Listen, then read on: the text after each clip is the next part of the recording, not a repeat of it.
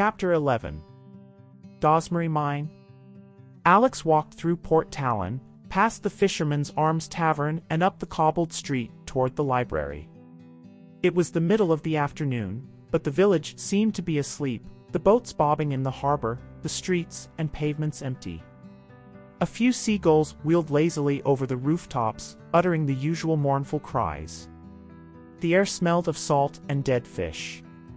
The library was red brick, Victorian, sitting self-importantly at the top of a hill. Alex pushed open the heavy swing door and went into a room with a tiled chessboard floor and about 50 shelves fanning out from a central reception area. 6 or 7 people were sitting at tables, working. A man in a thickly knitted jersey was reading Fisherman's Week. Alex went over to the reception. There was the inevitable sign, "Silence please." Beneath it an elderly, round-faced woman sat reading Crime and Punishment. "Can I help you?" Despite the sign, she had such a loud voice that everyone looked up when she spoke.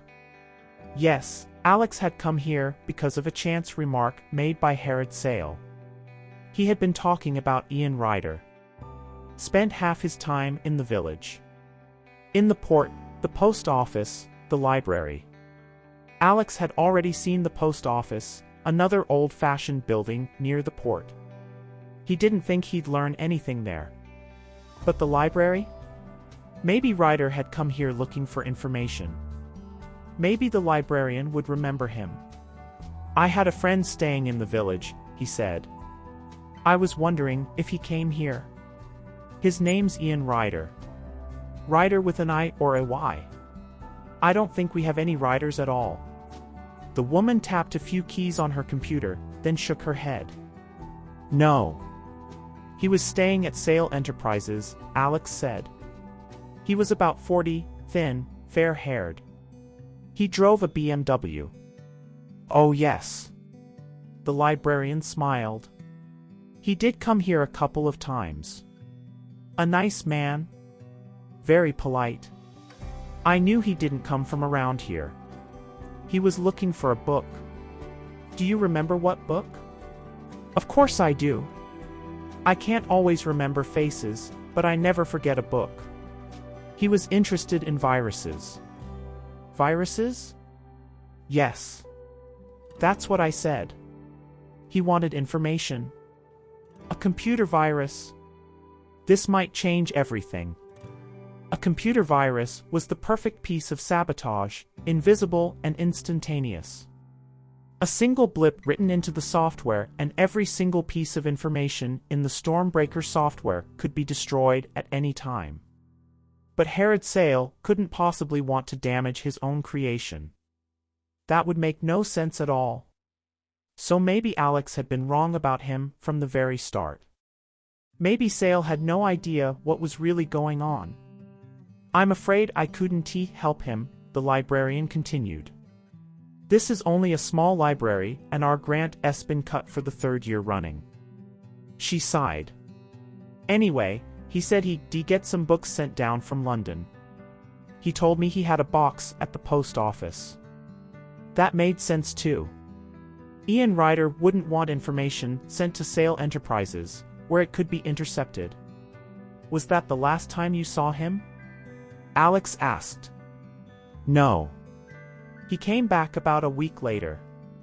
He must have gotten what he wanted because this time he wasn't looking for books about viruses. He was interested in local affairs." "What sort of local affairs?" "Cornish local history. Shelf CL." She pointed. "He spent an afternoon looking in one of the books and then he left. He hasn't been back since then, which is a shame. I was rather hoping he'd join the library. Would you like to?" "Not today, thanks," Alex said. Local history. That wasn't going to help him. Alex nodded at the librarian and made for the door. His hand was just reaching out for the handle when he remembered. CL 475/19. He reached into his pocket and took out the Game Boy, pulled off the back, and unfolded the square of paper he had found in his bedroom. Sure enough, the letters were the same. CL. They weren't referring to a grid reference. CL was the label on a book. Alex went over to the shelf that the librarian had shown him. Books grow old faster when they're not being read, and the ones gathered here were long past retirement, leaning tiredly against one another for support. CL 475/19, the number was printed on the spine, was called Dozmary, the story of Cornwall's oldest mine. He carried it over to a table, opened it, and quickly skimmed through it, wondering why a history of Cornish tin should have been of interest to Ian Ryder. The story it told was a familiar one. The mine had been owned by the Dozmary family for 11 generations. In the 19th century, there had been 400 mines in Cornwall. By the 1990s, there were only 3. Dozmary was still one of them. The price of tin had collapsed and the mine itself was almost exhausted, but there was no other work in the area and the family had continued running it even though the mine was quickly exhausting them. In 1991, Sir Rupert Dozmary, the last owner, had quietly slipped away and blown his brains out. He was buried in the local churchyard in a coffin, it was said, made of tin. His children had closed down the mine, selling the land above it to Sale Enterprises. The mine itself was sealed off, with several of the tunnels now underwater. The book contained a number of old black and white photographs, pit ponies and canaries in cages. Groups of figures standing with axes and lanterns. Now all of them would be under the ground themselves. Flicking through the pages, Alex came to a map, showing the layout of the tunnels at the time when the mine was closed. It was hard to be sure of the scale, but there was a labyrinth of shafts, tunnels, and railway lines running for miles underground. Go down into the utter blackness of the underground and you'd be lost instantly. Had Ian Ryder made his way into Dozmary? If so, what had he found? Alex remembered the corridor at the foot of the metal staircase. The dark brown unfinished walls and the light bulbs hanging on their wires had reminded him of something, and suddenly he knew what it was. The corridor must be nothing more than one of the shafts from the old mine. Suppose Ian Ryder had also gone down the staircase. Like Alex, he had been confronted with the locked metal door and had been determined to find his way past it. But he had recognized the corridor for what it was, and that was why he had come back to the library. He had found a book on the Dozmary mine, this book. The map had shown him a way to the other side of the door. And he had made a note of it. Alex took out the diagram that Ian Ryder had drawn and laid it on the page, on top of the map. Holding the 2 sheets together, he held them up to the light. This was what he saw. The blue lines that Ryder had drawn on the sheet fitted exactly over the shafts of the mine, showing the way through. Alex was certain of it. If he could find the entrance to Dozmary, he could follow the map through to the other side of the metal door. 10 minutes later, he left the library with a photocopy of the page. He went down to the harbor and found one of those maritime stores that seemed to sell anything and everything. Here he bought himself a powerful flashlight, a jersey, a length of rope, and a box of chalk. Then he climbed back into the hills. Back on the quad, Alex raced across the cliff tops with the sun already sinking in the west. Ahead of him, he could see the single chimney and crumbling tower that he hoped would mark the entrance to the Kernweck shaft. It took its name from the ancient language of Cornwall. According to the map, this was where he should begin. At least the quad had made his life easier. It would have taken him an hour to reach it on foot. He was running out of time and he knew it. The first Stormbreakers would have already begun leaving the plant, and in less than 24 hours the Prime Minister would be activating them. If the software really had been bugged with some sort of virus, what would happen? Some sort of humiliation for both Sale and the British government? Or worse, and how did a computer bug tie in with what he had seen the night before? Whatever the submarine had been delivering on the jetty, it hadn't been computer software. The silver boxes had been too large. And you don't shoot a man for dropping a diskette. Alex parked the quad next to the tower and went in through an arched doorway. At first, he thought he must have made some sort of mistake. The building looked more like a ruined church than the entrance to a mine. Other people had been here before him. There were a few crumpled beer cans and old potato chip packets on the floor and the usual graffiti on the wall. JRH was here. Nick loves Cass. Visitors leaving the worst parts of themselves behind in fluorescent paint. His foot came down on something that clanged, and he saw that he was standing on a metal trapdoor. Grass and weeds were sprouting around the edges, but putting his hand against the crack, he could feel a draft of air rising from below. This must be the entrance to the shaft. The trapdoor was bolted down with a heavy padlock, several inches thick. Alex swore silently. He had left the zit cream back in his room. The cream would have eaten through the bolts in seconds, but he didn't have the time to go all the way back to Sale Enterprises to get it. He knelt down and shook the padlock in frustration. To his surprise, it sprang open. Somebody had been here before him. Ian Ryder, it had to be. He must have managed to unlock it and hadn't fully closed it again so that it would be open when he came back. Alex pulled the padlock out and grabbed the trapdoor. It took all his strength to lift it, and as he did so, a blast of cold air hit him in the face. The trapdoor clanged back, and he found himself looking into a black hole that stretched farther than the daylight could reach. Alex shone his flashlight into the hole. The beam went about 50 feet, but the shaft went farther. He found a pebble and dropped it in. At least 10 seconds passed before the pebble rattled against something far below. A rusty ladder ran down the side of the shaft. Alex checked that the quad was out of sight, then looped the rope over his shoulder and shoved the flashlight into his belt. He didn't enjoy climbing into the hole. The metal rungs were ice cold against his hands, and his shoulders had barely sunk beneath the level of the ground before the sun was blotted out, and he felt himself being sucked into a darkness so total that he couldn't even be sure he had eyes. But he couldn't climb and hold on to the flashlight at the same time. He had to feel his way, a hand then a foot, descending farther until at last his heel struck the ground and he knew he had reached the bottom of the Kernweck shaft. He looked up. He could just make out the entrance he had climbed through, small, round, as distant as the moon. He was breathing heavily. The air was thin and smelled faintly metallic. Trying to fight off the sense of claustrophobia, he pulled out the flashlight and flicked it on. The beam leaped out of his hand, pointing the way ahead and throwing pure white light onto his immediate surroundings. Alex was at the start of a long tunnel, the uneven walls and ceiling held back by wooden beams. The floor was already damp, and a sheen of salt water hung in the air.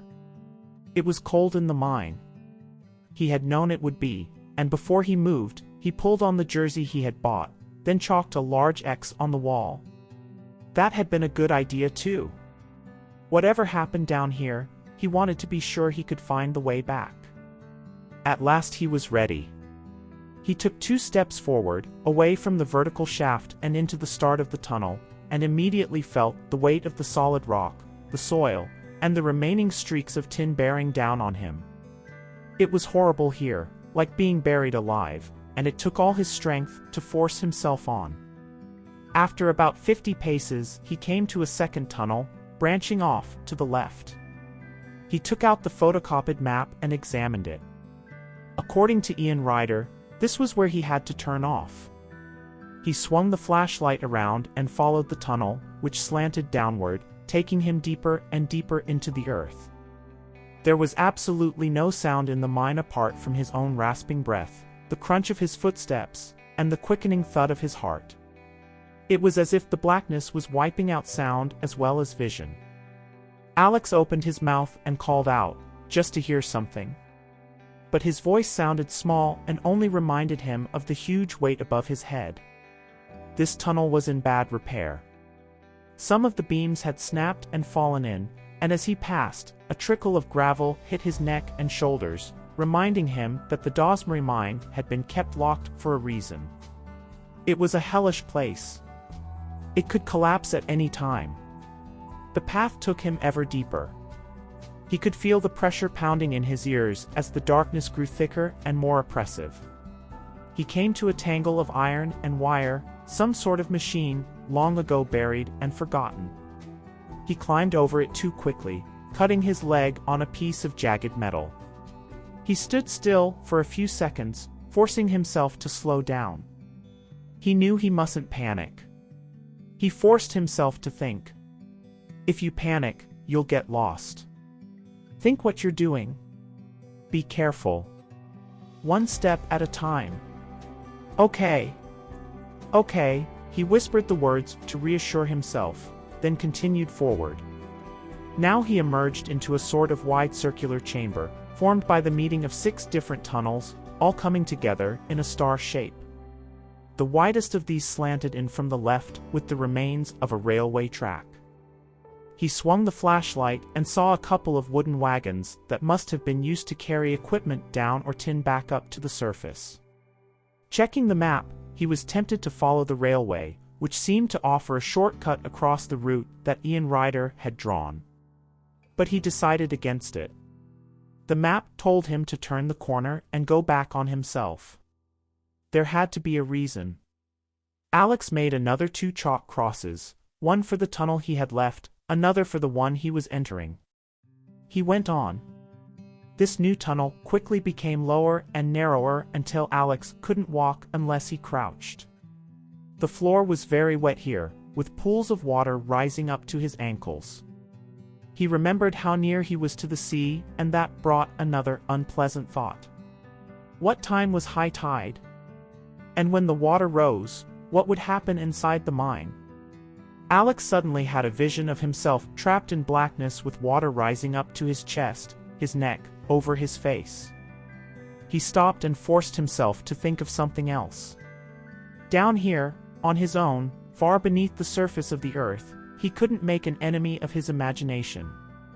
The tunnel curved then joined a second railway line, this one bent and broken, covered here and there in rubble, which must have fallen from above.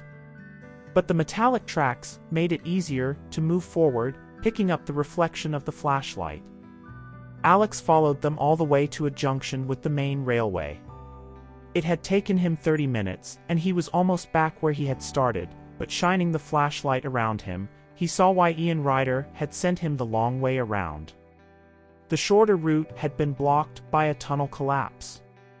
About 30 yards up the line, the main railway came to a dead end. He crossed the track, still following the map, and stopped. He looked at the paper, then again at the way ahead. It was impossible. And yet there was no mistake. He had come to a small, round tunnel dipping steeply down. But after a brief stretch, the tunnel simply stopped with what looked like a sheet of metal barring the way. Alex picked up a stone and threw it. There was a splash. Now he understood. The tunnel was completely submerged in water as black as ink. The water had risen up to the ceiling of the tunnel, so even assuming he could swim in temperatures that must be close to freezing, he would be unable to breathe.